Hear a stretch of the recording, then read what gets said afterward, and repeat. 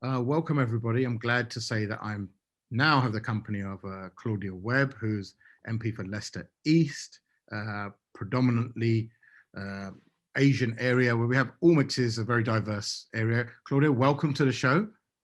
Hello. It's a great pleasure to have you on. Um, I just want to talk about recently your views on the farmers' protests. You've done a few tweets and you've come out in support of the farmers' protest that's coming on. Explain to us a little about how much you know about it and what sort of research you did and why you decided to tweet in support of the farmers.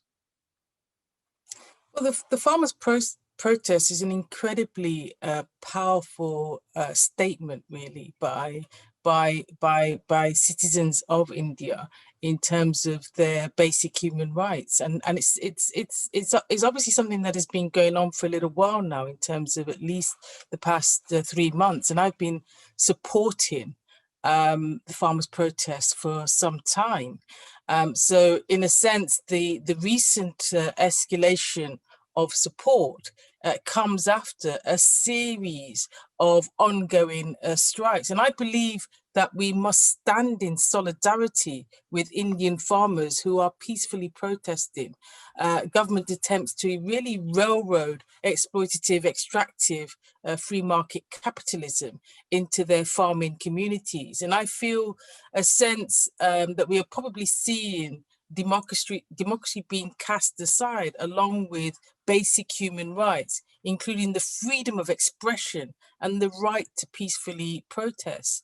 And so I was concerned to learn about protesters uh, uh, being killed, being injured, being unjustly imprisoned. And I think that, in a sense, it required that ability to be able to show solidarity, from wherever you are, with that basic human right, the right to protest, the right to down tools, and to effectively strike. I mean, this, if we look at it, this is potentially the largest strike in the entire international sphere. And I think that's important.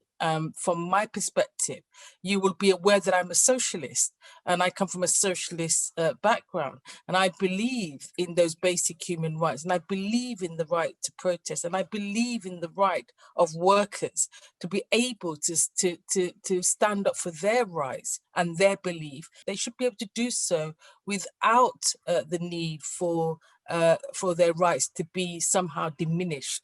For the UK, in a sense, to pride itself on being a world leader of democracy, we, in a sense, need to, if the UK is doing that, we need to therefore be in a position where we're holding the international community to account. And I, in a sense, the UK says it's a democracy. There are Western countries that say they're a democracy. There are other countries that say they're democracy. If we believe in the concept of democracy, then we must surely believe that citizens have the right to be able to express their view, express their opinion in a peaceful manner, and for those views to be heard. And I think that that's what the citizens and the farmers of India are doing. When we talk about protests in the UK, and we do have protests here, we never would even think about tactics used as like someone switching off your internet in the whole area. Imagine you were doing a protest in Leicester and the government turned your internet off and your ability to communicate. Or you'd never see spikes in the road to stop cars going by. You'd never see, well, you might see armed police, but not in the numbers that you'd see. And you'd hardly ever see tear gas used unless it was an extreme situation. When you see that being used in a protest like this, how does that make you feel? And how worried should we be for us people who don't live in India? One of the common things we hear from Indians on Twitter is, well, you're sitting outside of the UK, whether it's me, whether it's you, what has it got to do with you? This is an internal matter. It's often a phrase used, and we'll deal with it accordingly. I mean, how do you respond to that? Well, I mean, it's incredibly painful to watch, to witness, to hear about. There are there are those reports on the ground that in a sense, this is, I can call it no other than state-sanctioned violence when you see barbed wires and the kind of armory that is put in the road to protect so-called a city from peacefully protesting farmers, where you've got the kind of warlike conditions being set up.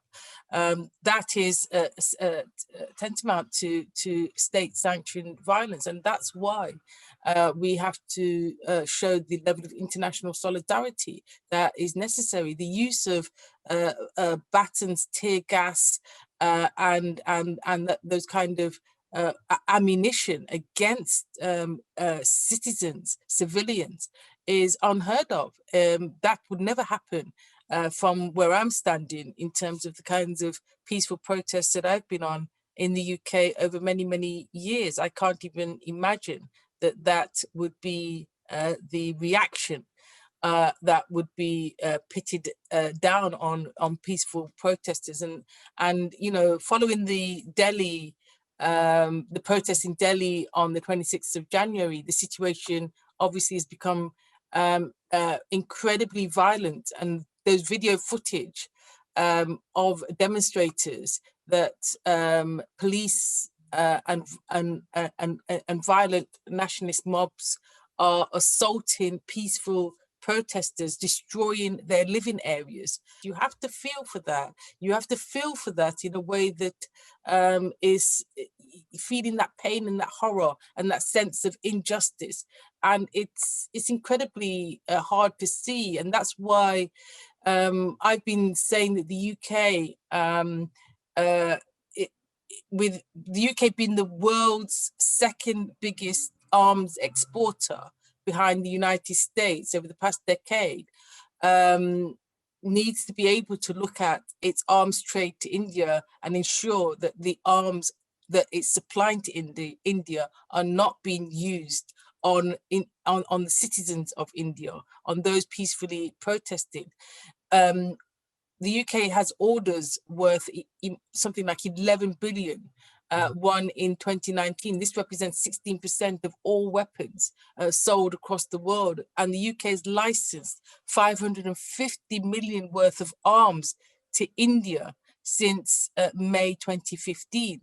And therefore, I've urged the UK government to immediately cease the sale of weapons, including water cannons, tear gas and batons, which could be used against farmers in India. We've got to reach out and speak with the Indian government and try to, in a sense, urge a more humanitarian response to the protests. And I've also encouraged, therefore, I've written to the Prime Minister, and I've tried to encourage the Prime Minister to speak with the Indian government about listening to the farmers' concerns and engaging them in the concerns that they have about the laws. Obviously, the protesters want the laws to be revoked.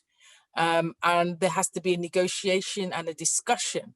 And I, in a sense, when you see the kind of state violence that is happening, when you see those images, when you see peaceful people who are unarmed, in a sense, trying to defend themselves whilst they are peacefully protesting, then you can't not have sympathy with their cause. That is not a good look for India and the Indian government. It's state-sanctioned violence, and it must be stopped. And we must do everything we can in terms of international solidarity to support that cause. This is not an act against India. India is a fantastic nation. The people of India are fantastic. We love them all. I love my Indian community. I'm very proud of India, very proud of my constituency, very proud of the diversity of my constituency. We celebrate that diversity. We are the city where the minority makes up the majority. I'm very proud of that. And I want that unity, that diversity to continue. And in order for that to continue, we have to be able to address the issues that are concerning significant members of my constituencies. Now, finally, you've mentioned that this is not a good look for India. What else is not a good look for India is the reaction of certain groups certain high-profile Indians against people who've spoken out. And some of the comments have been outright racist, some have been outside sexist, misogynist. What sort of, like I said, what look does that give India? And, you know, what should India do about that? I mean, it's incredibly painful to have been on the receiving end of some incredible hateful abuse. I mean, of course, as a politician, you tend to get over time speckles of abuse on social media. There's a lot of work to be done with social media to clean up social media, to ensure that it's a safe place for everyone. But the kind of abuse that I got, the misogyny, the sexism, was probably unprecedented. And in a sense, that abuse continues to everybody that speaks out on this issue, and from high-profile people in India as well. I mean, people with huge followings, and you know, I was experiencing a level of what we call a sort of a pouring, well, not pouring, a sort of a set upon by people who had got followings of 1 million people. So in a sense, they set their followers on me, who just was relentless in their abuse and in their treatment of me online. It's a terrible thing when you see politicians, or at least that's what they're described in their bios, when you see Indian politicians engaged in, participating in, encouraging that level of abuse. And I think that has to stop. We all have to be responsible, and we have to show leadership in what we do wherever we are in the world. That is what is necessary, down to the fact that some individuals physically burnt effigies, if you like, to people like Rihanna, Mina Harris, the niece of the Vice President of America, Kamala Harris, that sort of Greta, you know, the environmentalists, to burn effigies in such a public way is to the extreme. And if this is happening to people like me, who are simply expressing solidarity and support, you know, I said, I stand with the farmers. That created a reaction which was unjustified. It was unjustified simply to show international solidarity. It is unjustified to then deal with me in terms of misogyny, hate, violence, death threats, rape threats, and everything really.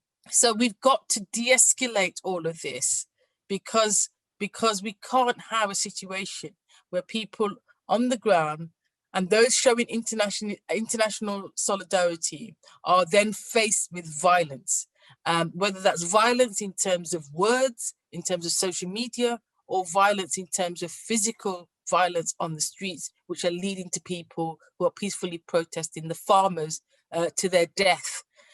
We must be able to allow peaceful protests.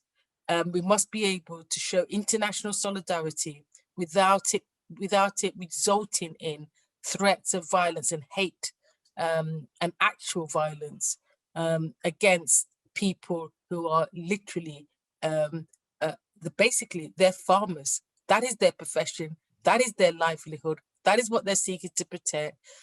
They, in a sense, you know, there's a big saying that says that it is the farmers that feeds the world. Well, that is a true saying. Food is a basic human right. Farmers are our precious commodity. They need to be protected, supported. If they want to go on strike, they have the right to strike, and therefore they have the right to be listened to. And, you know, where there are differences, we can unite, and we can air our differences, but in a peaceful, respectful manner, and that we can continue to enjoy each other's diversities, each other's cultures, and work together. Claudia, Webb, thank you very much. You know, thank you for raising a voice, and thank you for not being afraid to do so. And thank you for educating others, as I'm sure you are in Parliament, educating your colleagues and educating other members of Parliament and your constituents about this issue. So once again, many, many thanks. Thank you.